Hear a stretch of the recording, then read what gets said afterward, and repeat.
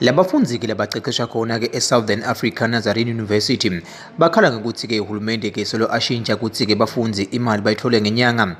akuhambe ke kahle kulandzela ukuthi ke tiyaphela ke tinyanga tibe tinengana labanye ke bafundi solo bangakayitholi ke imali nanyalo bayakhala ukuthi ngenyanga ya June solo khona ke bafundi ke labangakayitholi ke imali bayacela ukuthi uhulumende wembube amane ke abalekelele ngikuthi ke kungenele imali ke bafundi nalabo futhi lokubonakala ukuthi ke solo bakayitholi ke tinyanga letinye ke letengcile ukuthi le system lena yekuniketa students allowances every month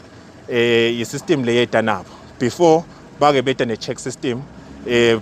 previous noma ke before that bese ithola imali like in every semester. Yes, I'm aware ukuthi before that nakhona letinye tindlela lebatisebenzisa. Now lokwentekalako la exchangeeni kwale ma systems ngokuthi nyalo sesidakwenda kanjena they never engage ama students ngokuthi le mali ningajabulela ukuthi niyithole kanjani ningajabulela ukuthi nithole kamalini batendela bona nawo sesiyabona ke thina lokuthi okay lokho akukho related ebafundzini ku related kubo because ngaphinze kube kusele ukuthi naleti mali leti labahamba bagcine basinike tetona bayadihlephula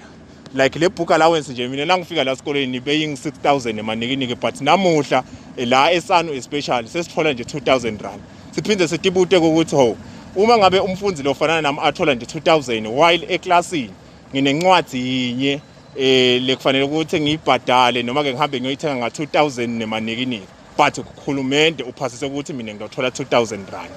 Now seyabona ukuthi lana government akekho interested eku7 ema interest ebafundi but government interested eku7 iagenda yakhe. Lomunye ke umfundi uvetile ukuthi bona ke babafundi baseSanu beteke tindlu lapho khona bangahlala khona ke esikolweni ngaleso sizathu kubhekekile ukuthi baphume ke bayocasha kanti babese baba netinkinga uma uhulumende sangayifaki yona ke imali yabo ye student allowance ngenyanga. Ngidabekisa njengalasana Sanu asihlale esikoleni sihlale emcasheni bomastandise basinika inkinga bastratnisha nokuthi sebafuna ukusixosha la singathi nokuthi sidabheka phi because imajority yethu lana asihlale emakhaya kithi and emakhaya ethu akhashana ukuthi singatfutha manje so le mali siyayidzinga uhulumende sicela asentele indlela letishesha kustokhona ukushesha sithule le mali sirent. Lobikako endzabeni temsakato yemaswati channel ngingeri Carlos ngamanzini.